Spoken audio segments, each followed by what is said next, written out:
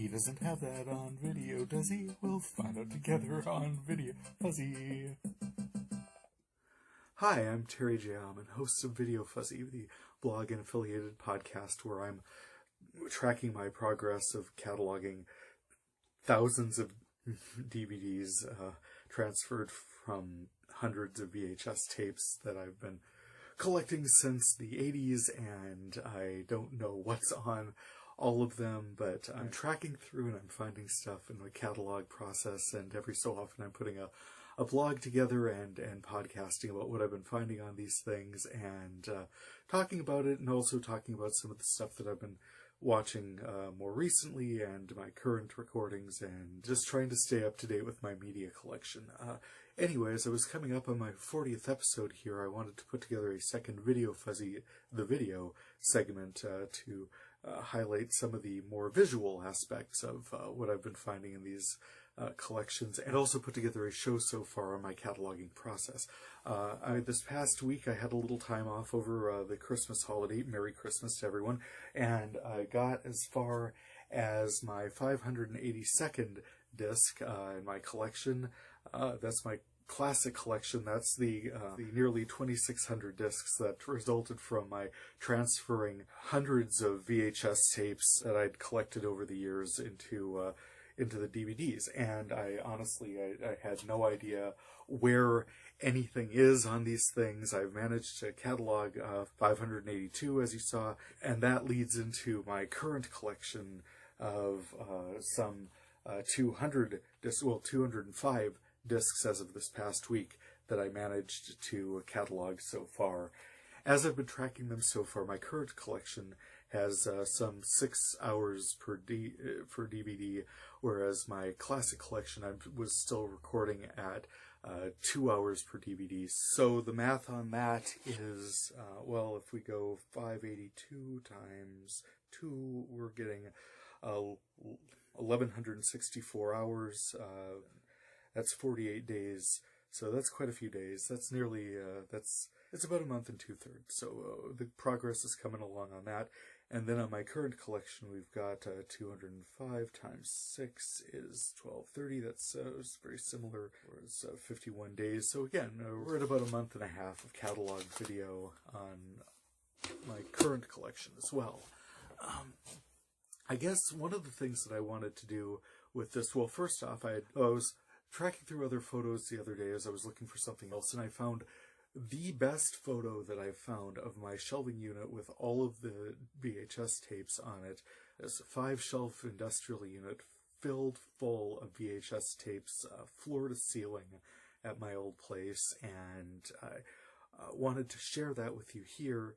Just from what I'm able to make out from the labels here, I've got FX rebroadcasts of Buffy and Angel, I've got Doctor Who, The Simpsons, Rescue Me, Ghost in the Shell, Desperate Housewives, Monk, a bunch of comedy, Are You Being Served, Faulty Towers, League of Gentlemen, Primetime Click, Kids in the Hall, Whose Line Is It Anyway? Some have movies on them I taped off TNT and so forth, like Blow, As Good as It Gets, Gone in 60 Seconds, The Other Sister, Who's Afraid of Virginia Woolf, a PBS presentation of Jane Eyre. I've got Shawshank Redemption in here someplace. I see Haunted Honeymoon, which was the first movie I tried to transfer and then actually made it the last VHS tape that I did transfer. I've got one labeled Love on the Rocks, which I believe had my copy of War of the Roses on it. I see the Monty Python VHS tape, which is the oldest VHS tape in my collection. There was a mini-series called Traffic, one called The 60s. I had a PBS 10-part presentation of Rock and Roll. There were several seasons of 24. I know I kept the series finale of Friends and Frasier and Star Trek Next Generation. That one's called All Good Things. I've got tapes full of mostly music videos and a tape titled MTV Turns 20, which I'll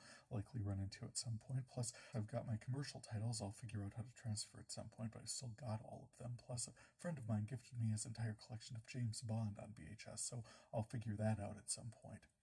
It's really hard to make out a lot of these titles, but that's fine because there's so much more on the VHS tapes than what I wrote on the labels, and even if I could see all of these perfectly, if you look carefully, you can see there's second layers stacked behind the VHS tapes that you can see. So good as it is, even this photo is at best an approximation and does not include this shelf here, filled with mostly unlabeled tapes I was in the process of transferring. Completely impossible to say what was on those things. Best count I can hazard from the first photos, there's about 240 visible, not including commercial releases, and along with some 170 transfer recordings here, and then extrapolating what's not visible, I'd hazard a guess that in 2007 I had close to 500 VHS tapes, so I definitely see why I wanted to get this transfer process underway. So that was a pretty cool find. And then what I wanted to do, since I was also doing another video update, was I wanted to just talk a little bit about my background and what led me to all of these discs. Well, as I've commented in my conversation with Nathan and with Jesse recently, I've always been something of a media pack rat. I mean, ever since VHS players came to where, like, ordinary people can buy them and own them, I've wanted to have them around. I had a fascination with being able to record and recover video and to be able to enjoy it again and again. And anyway, I quickly realized that I didn't have to record the same tape over and over again. I started collecting more and more VHS tapes, and the realization that, well, we are allowed to record these broadcasts, so I am allowed to keep them. I'm not obligated to destroy the tape when I'm done with it or whatnot. And as the years went by, I just grew and gained, as you saw, a fairly extensive collection of VHS tapes. And when that photo was taken, around 2007 was about the time that I tracked down my first VHS to DVD dubber, and I started transferring tapes to DVD. My own background is I went to school for journalism. I have degrees in journalism, political science, and the four-year honors program at UND. I grew up in Moorhead, and I lived and worked in North Dakota my whole professional life, so kind of a homebody, really. And my first job out of college, I edited a county weekly in Bottineau, North Dakota. It was about 3 years there, and there was about 3 years as a reporter in Devil's Lake covering city and business, and moved to Minot, North Dakota, where I was education reporter for a bit, and then transitioned to covering features. I was features editor for about a dozen years, and then in '12 I moved to Bismarck, and at that point I had transferred all but maybe about 3 packing crates of VHS tapes over to DVD, and then in December of '16, my husband Ralph got me a VHS DVD dubber, replaced the one that had broken down, and I was able to finally transfer the last few tapes to DVD, and I continued this cataloging process, which I had begun in '7, the same time that I began transferring discs. It's just incredible to me that I've taken that hundreds of VHS tapes and transferred them into something that will fit right here into 2 shelving units where I can basically, if I needed to move, I could. I remember that as being the problem I was going to have if I needed to move and I had all of those VHS tapes, and this is just much more portable. Now, the problem is, as I've discussed, I don't know what's on all of these things. I don't know where anything is. If I want an episode of The Avengers, I wouldn't necessarily be able to find it. I know I have most, if not all, of the episodes of Primetime Glick on here with Martin Short as Jiminy Glick.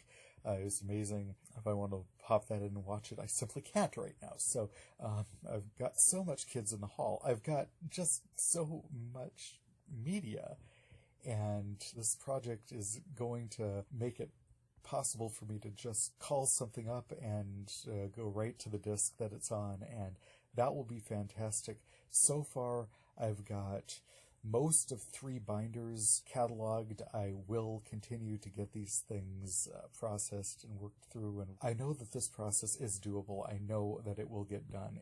It is a finite number of discs, and I am a quarter of the way through, so as this project continues, we are closer and closer to a completion date. Oh, hey, and I forgot to mention when I was putting my notes together for episode 40, I was heading over to the coffee shop, and they closed early for Christmas Eve, but I wasn't quite done, so I stopped at a park and took some notes, and it was kind of amazing. I mean, we don't actually have weather like this in late December in North Dakota, so it was kind of neat to be able to do that. Anyway, I wanted to include that as part of this. Thanks. Back to the episode. Anyway, that's me, your host, Terry J. Alman. Thank you for joining me for a second installment of VideoFuzzy the Video. And as episode 40 gets into the feed, you can look forward to that and future episodes as we find out what the heck is on all of these things. Good day. It might be amazing, it might just be scuzzy. We'll find out together on VideoFuzzy. Thanks, guys.